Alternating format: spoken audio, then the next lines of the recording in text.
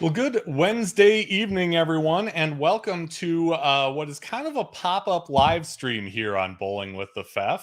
We didn't schedule this one the way we do normally, in advance of a show, but this will be kind of special. We're doing the things a little different tonight, and you'll see why in just a moment. Let me start with a few items of note right now.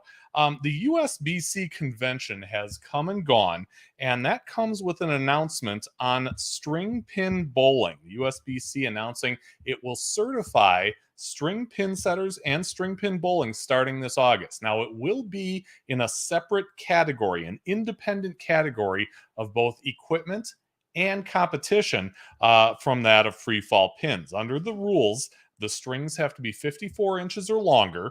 USBC has been researching string pin bowling since 2020, and its studies show about 7% fewer strikes than free fall bowling, and that unusual spare conversion rates have nearly been eliminated. So we'll see what that leads up to for the rest of us come August. USBC will keep studying string pin bowling to see if a conversion between it and bowling with free falling pins is reasonable. I myself have never tried bowling on string pins. I'm very interested to see what that would look like and how it would turn out. If you have opinions on them, feel free to put them in the chat. We'd love to know your opinion on string pin play, especially since it's so new and really such a hot topic right now, but certainly interesting to see how that goes. By the way, there aren't any string pin facilities, at least in regulation size bowling ball and bowling pins in my area. So we'll see how that goes.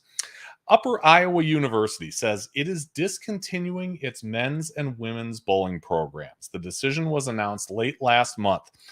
In a statement, the university's vice president of athletics says that the hard truth is Upper Iowa cannot continue to support such a high number of intercollegiate programs given the reduction of tuition revenue that is being generated currently by fewer numbers of students who are attending colleges across the country, and that we have to reduce our sport offerings to better match our resources, facilities, and staff within our athletic program.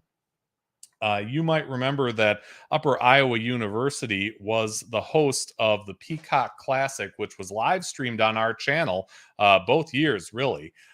So that team, was led by head coach and episode 38 guest Nicole DePaul. She reached out on social media in hopes of finding other programs for her kids to join on to and keep competing in the collegiate ranks.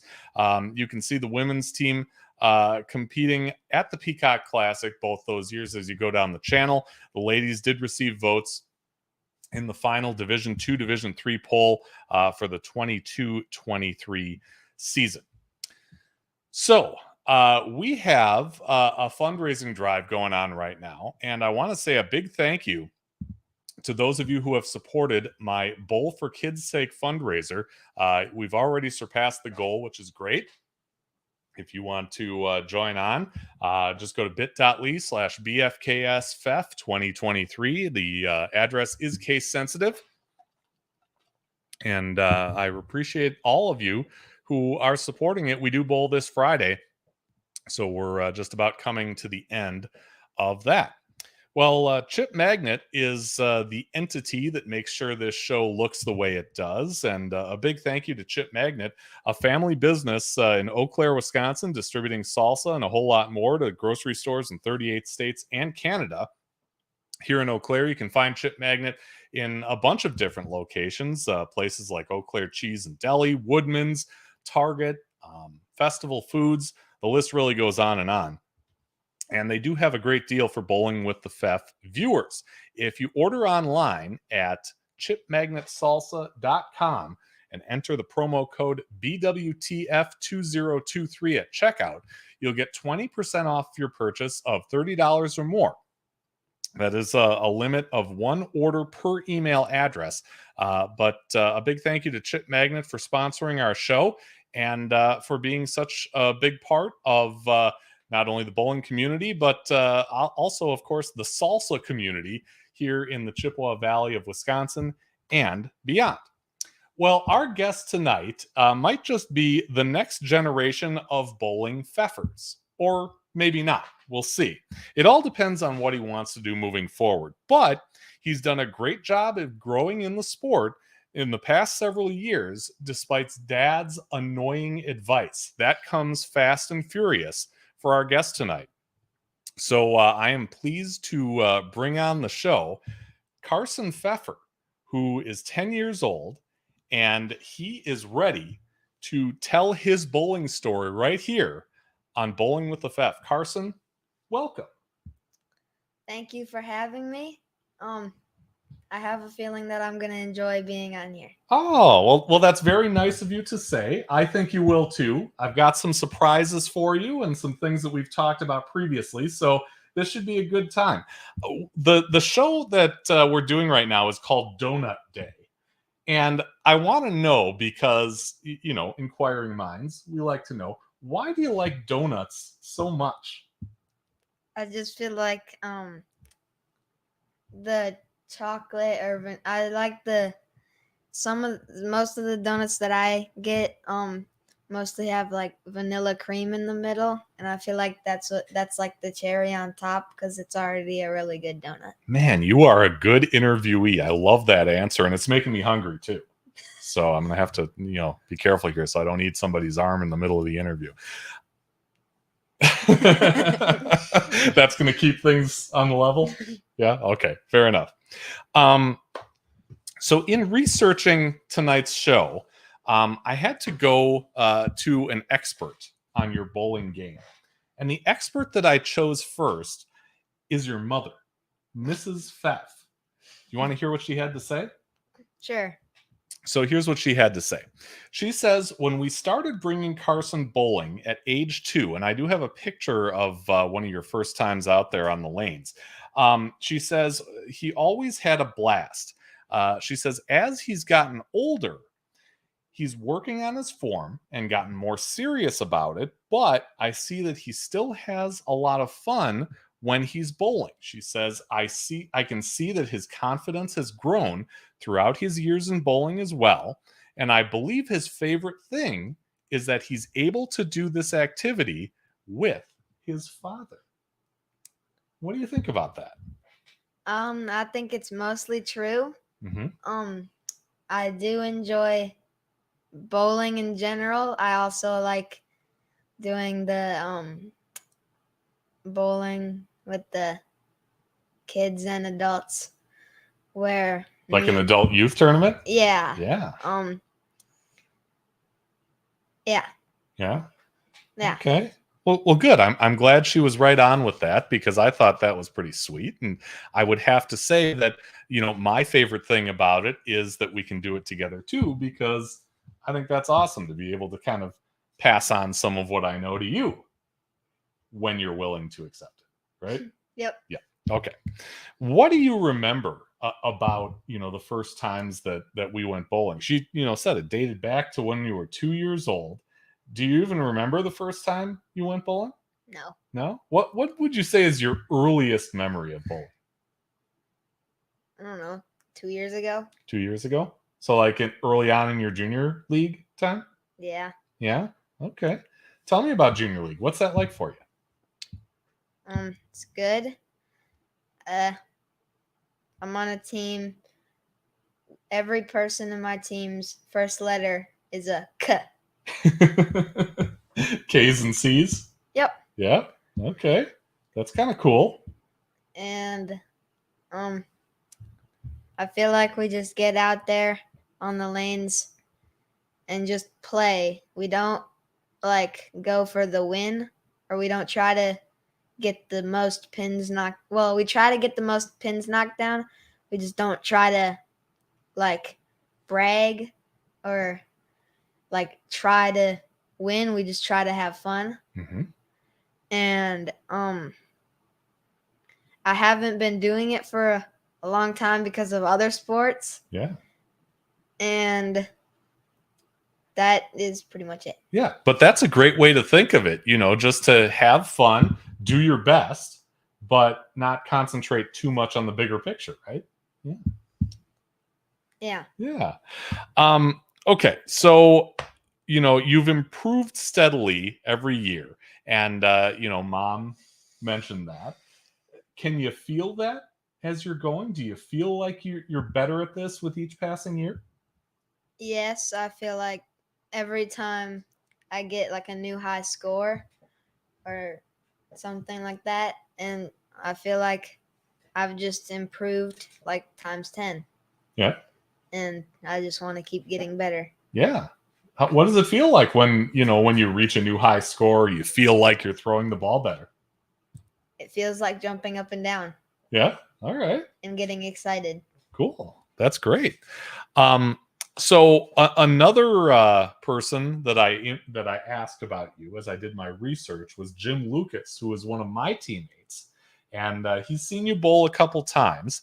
However, I think it's been a while because he tells me that he's never seen you set your feet before starting your approach. The only person that goes faster to the line is right-handed me, meaning right-handed Jim.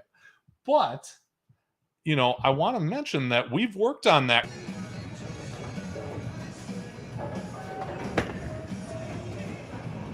When you first get up there, what should you do?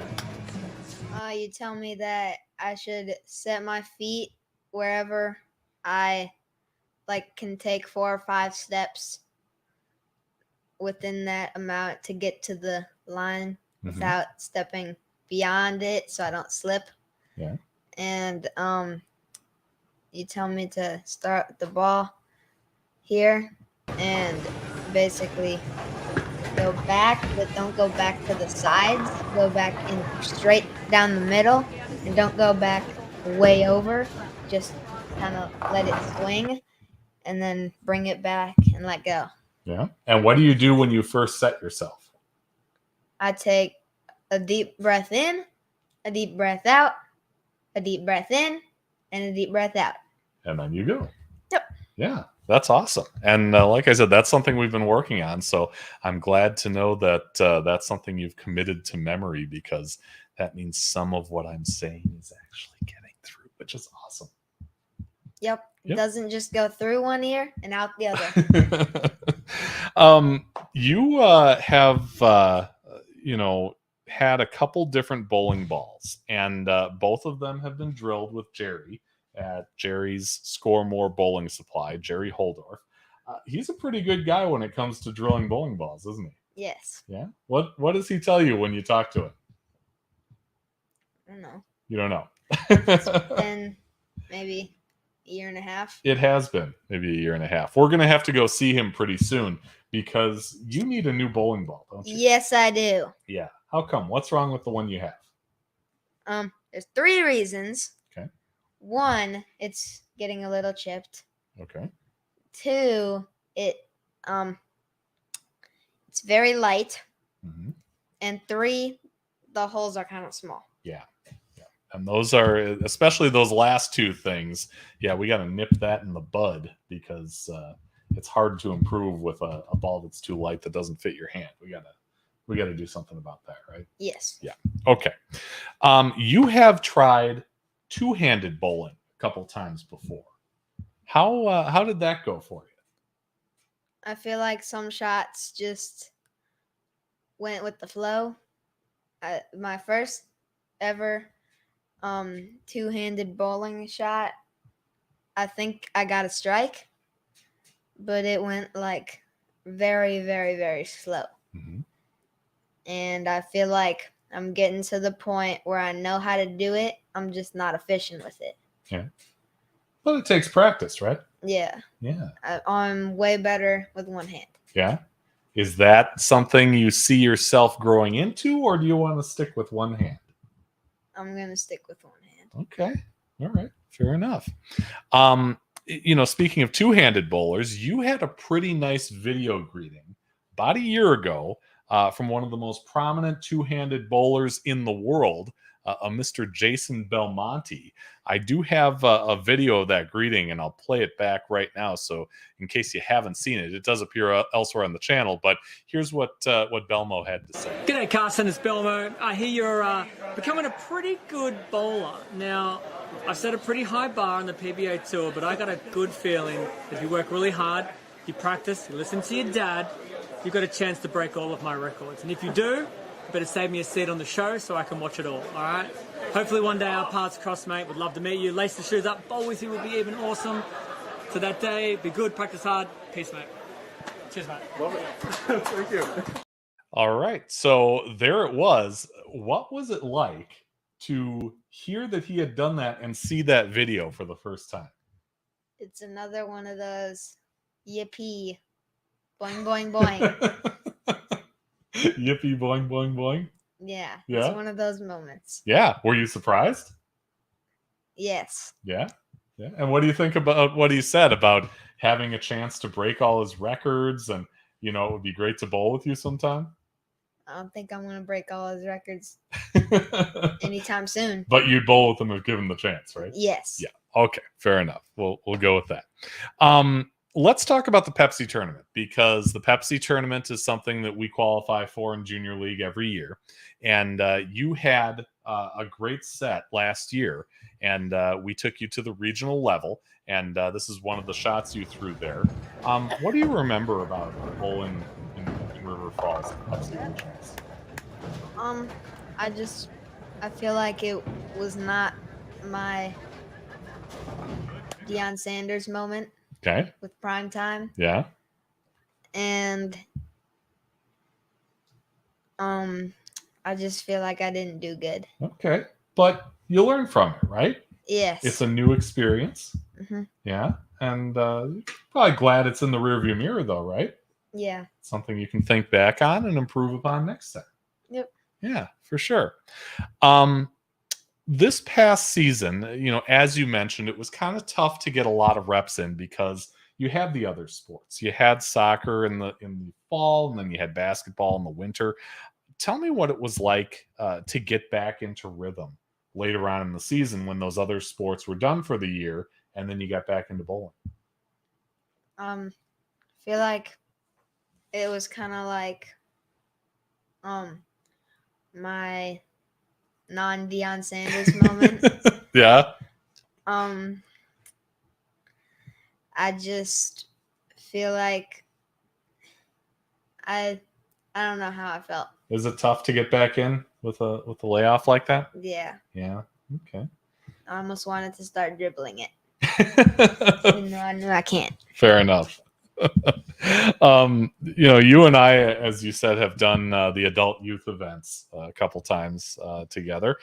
We've come in third in our division, and you mentioned that was one of your favorite parts of bowling. What's it like for you when when we shoe up together and bowl on the same team? I feel like everybody that knows you always tells me to beat you, and I beat you with handicap score. Oh yeah, but not with regular score. Not with regular score? I think you will soon. And another guy who thinks you will soon is Mike Phillips. He's one of my teammates. Also, Jim, Mike have also been guests on the show before. And when I asked him, he said he will be better than his father within 5 years? Question mark.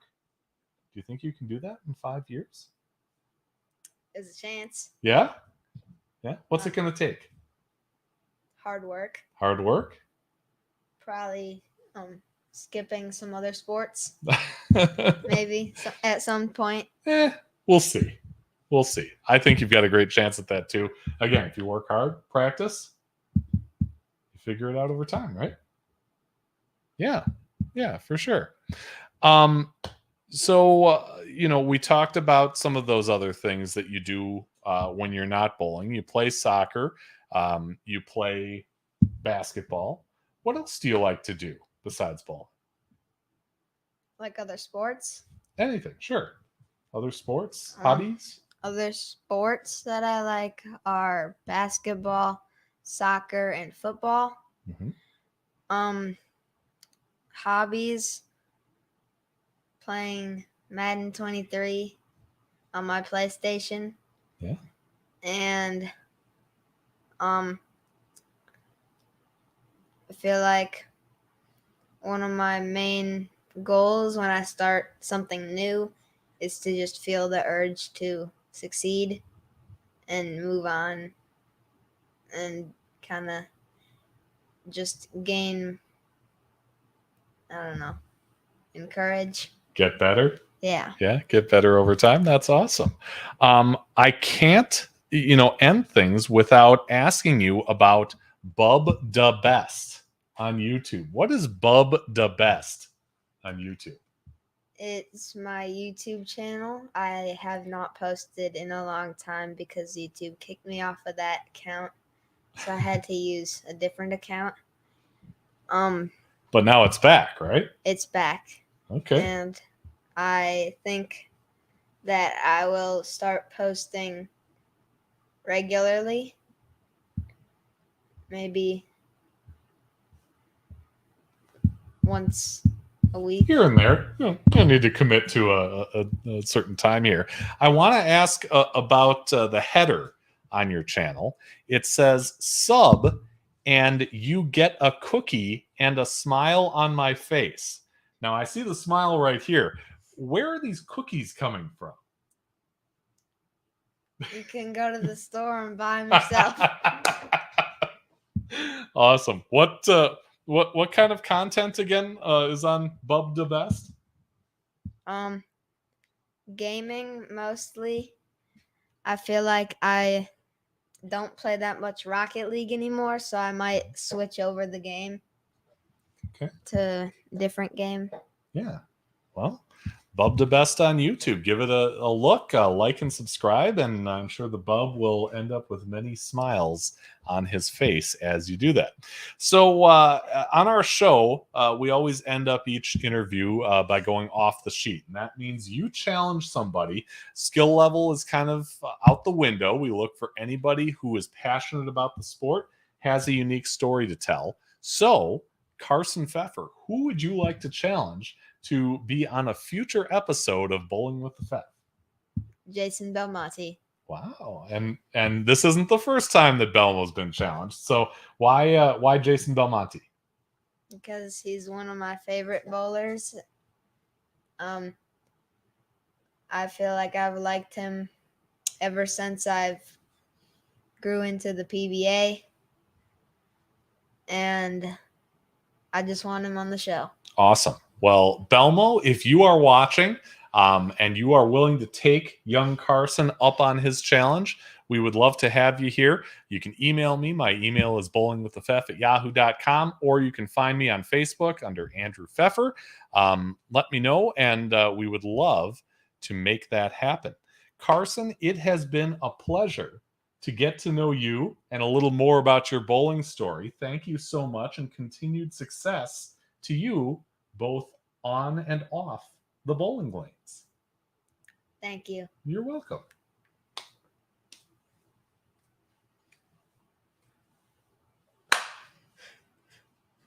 There we go. I did that okay, right? Yes. Okay. We tried to practice that earlier. I'm hoping I came through for him. And thank you, everyone, for tuning in. Always a pleasure to have everybody here watching the show. Remember to like and subscribe. I certainly appreciate that. It's the best way to help me continue to make content here on the channel. Thanks again for watching, and we'll see you again next time.